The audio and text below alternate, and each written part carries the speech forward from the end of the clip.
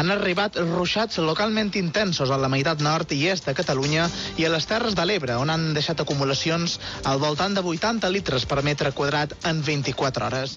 Completamente el discurso que ya hace Abascal, de todas formas, pero ya lo sustentaría, de denominar al PP la derechita cobarde, la traición, que está llegando a acuerdos permanentemente con el PSOE, que no sabemos de dónde se los saca.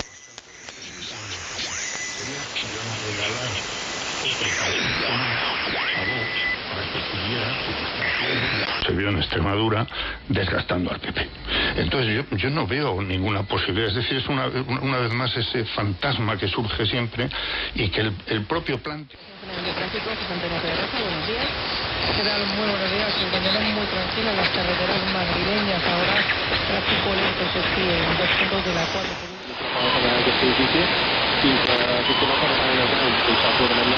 Y también la pena que ven partidos para las revistas de Sandra de la Voz.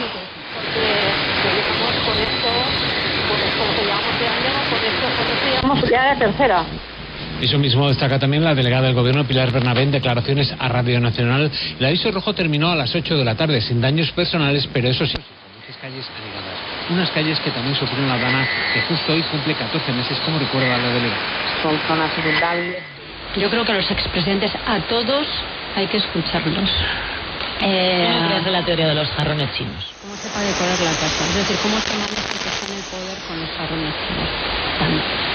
Es decir, que hay un alarmismo en política que a veces convendría... A las 9 ampliamos estas y otras noticias. Tenemos 8 grados y medio a esta hora en Cádiz, las máximas hoy de 14 en la capital, 15 en Jerez y 16 en Algeciras. D'aquesta manera arribam a les 9 del matí. La informació, ja ho sabeu, continua en aquesta sintonia i el portal rtv-e.cat. Bon dia.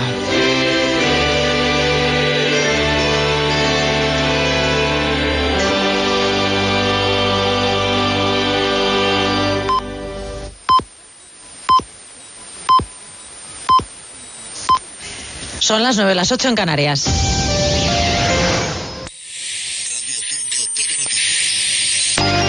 Informativos de Radio Nacional de España. Elena Guijarros.